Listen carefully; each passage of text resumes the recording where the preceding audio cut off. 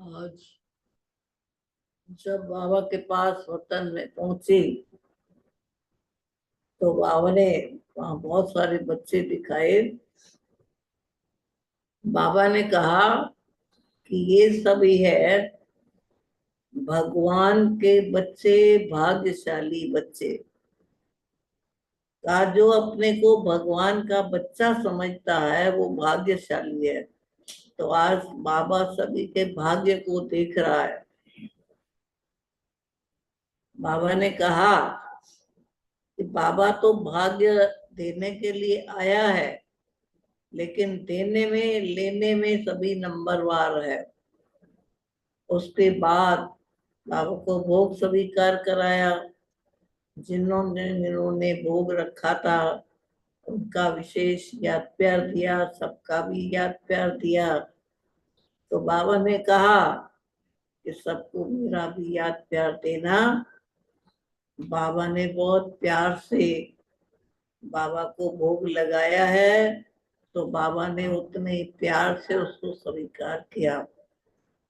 फिर बाबा ने बताया, तुम बच्चे जो भगवान के बच्चे हो, भाग्यशाली हो। तो बाबा ने कहा कि सदा दो शब्द याद रखना, भगवान और भाग्य, ये कभी भूलना नहीं। तो बाबा ने कहा तुमको बाबा ने भाग्य बनाने के लिए श्रेष्ठ कर्मों की कलम तुम्हारे हाथ में दी है।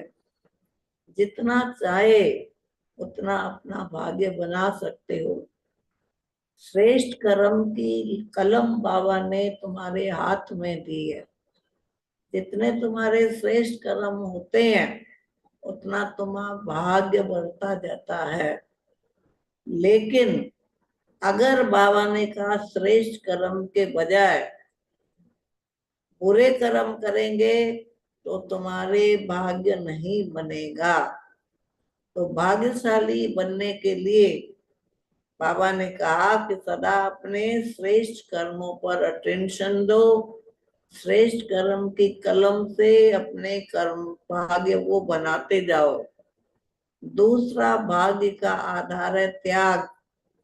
जितनी त्याग तपस्या है उतना तुम्हारा भाग्य बढ़ता जाता है। तो बाबा ने कहा कि बाबा तो हर बच्चे का भाग्य बनाने आया है, परंतु बाबा ने कहा लेने वाले नंबरवार है। बाबा ने तो खुला भंडारा खोला हुआ है।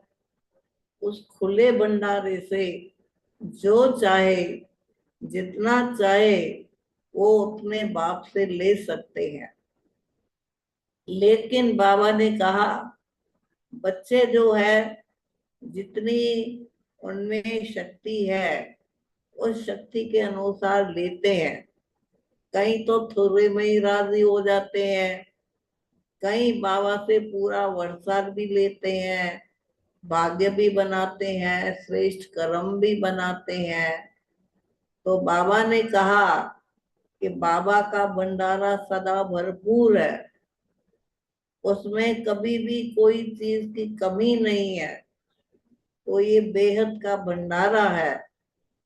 तो जो चाहो जितना चाहो उतना ले सकते हो। परंतु कई बच्चे तो थोड़े में ही राजी हो जाते हैं। तो बाबा ने कहा भक्ति के संस्कार बने हुए हैं। जैसे भक्ति में बस थोड़ा कुछ परमात्मा से मिल गया तो उसमें राजी हो गए। लेकिन अब तो तुम भगत नहीं हो, अब तो तुम बच्चे हो। तो बच्चों को तो बाप से वर्षा भी मिलता है और वो तुम्हारा सतगुरु भी है। तो सतगुरु से तुमको वरदान भी मिलते हैं। तो इसी संगम युग को कहेंगे कि लेने में बाबा ने कहा बाप से वर्षा ले लो और सतगुरु से अपने वरदान से अपनी झोली भरो। तो वर्षा भी मिलता है, वरदान भी मिलता है। जितना चाहे उतना तुम ले सकते हो। ये संगम का जो समय है ये भाग्य बनाने का है, ये भाग्यवान युग है। इसी में तुम जितना अपना भाग्य बनाना चाहे उतना बना सकते हो। लेकिन बाबा ने कहा जो भक्ति के संस्कार पड़े हुए हैं, बस थोड़ा मिला राजी हो गए, तो थोड़े में राजी नहीं ले होना है, लेकिन बाप से पूरा लेना है। बेहद का बाप, बेहद का वर्षा, बेहद का बाप। तो बाबा ने कहा बेहद के वरदान से अपनी झोली भरते जाओ। इसीलिए बाबा ने कहा ये दो शब्द कभी नहीं भूलना। कौन से? भगवान और भाग्य। भगवान आया है हमारा भाग्य बनाने। तो बाबा ने कहा जितना भाग्य बनाना चाहे उतना बना सकते हो। फिर बाबा ने सबके लिए याद प्यार भी दिया और सबको दृष्टि भी दी। बाबा ने कहा कि देखो बच्चे सब बैठे हैं, ले रहे हैं बाबा से। तो बाबा ने कहा कहीं तो पूरे का पूरा लेते हैं, कहीं थोड़े में अल्पज्ञ में ही राजी हो जाते हैं। तो बाबा ने कहा बाबा तो सदा काल के लिए दे रहा है, थोड़े समय के लिए नहीं दे रहा है, बाबा सदा काल के लिए देता है। इसलिए बाबा ने कहा अल्प काल के लिए बाबा नहीं देता है। कहा भक्ति में तो तुमने जो कुछ लिया, अब तो भक्ति में नहीं, तो अब तो ज्ञान मार्ग में हो। भक्ति तो बाबा ने कहा नहीं करते हो। इसलिए बाबा ने कहा बेहद के बाप से बेहद का वर्षा भी ले लो, बेहद का वरदान भी ले लो। फिर लास्ट में बाबा ने क्लास में दिखाया, सबको बैठे थे, बाबा की याद में सब बैठे थे। तो बाबा ने सबको दृष्टि दी, याद प्यार दिया और मुझे छुट्टी दी।